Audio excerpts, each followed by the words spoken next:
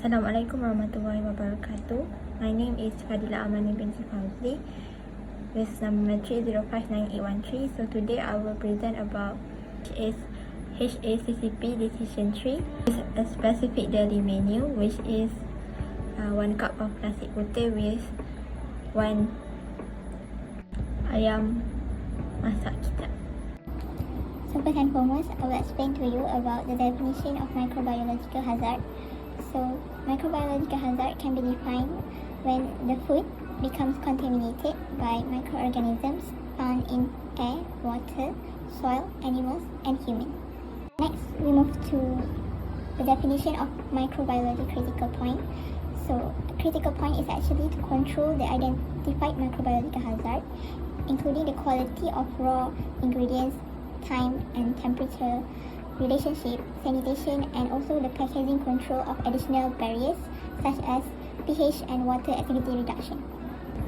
So the definition for microbiology critical limit is the maximum or minimum value to which biological parameter must be controlled at CCP, critical control point, to prevent and reduce to an acceptable level to the occurrence of food safety hazards. Next is microbiological hazard, which is risk factors for each product. So firstly is human resources.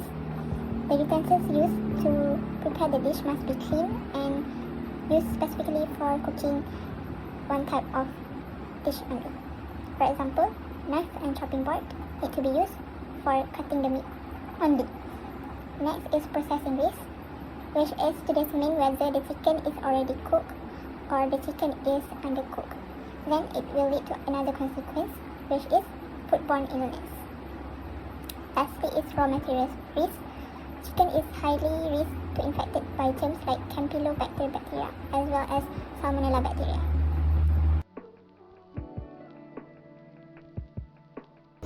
Next is the flowchart of our menu.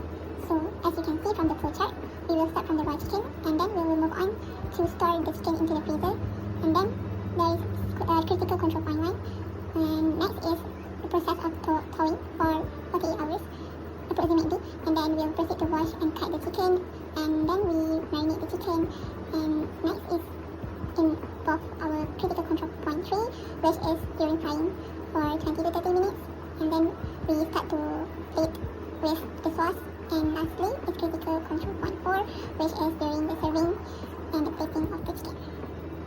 And at the right side, we show about the rice flowchart, which involves critical control point 2 at the process of wash and rinse the rice. That is continued by cooking, and lastly cooked rice. So based on the decision tree for our specific daily menu, we can conclude that from the preventive measures that we have did by stages, it will eventually lead to the last decision, which is Critical control point. Next is the identification of critical control points in our specific daily menu. So firstly is during thawing, the process of defrost for the chicken. Next is CCP2, which is during the process of washing and rinse. Next is critical control point 3, that is during frying the chicken. And lastly, critical control point 4, which is during serving and plating. During critical control point 1, the process of thawing is actually an important step before cooking the chicken, and we need to defrost the chicken in the span of 48 hours to avoid any cross-contamination to happen. Next, critical control point 2 involves process of washing and rinse the rice. The process of washing and rinsing the rice need to be done and repeated twice or more to completely remove the impurities and to make sure the rice is free from any harmful things. During critical control point 3, we need to make sure that the heat used to fry the chicken is suitable for the chicken, which is usually medium to high heat. That is depend on the size of the chicken, so that the chicken will cook evenly.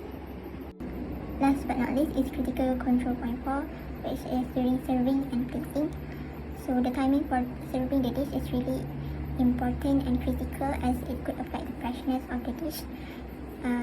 We also need to look for the right material of plate so that it could be safe for the patient to eat.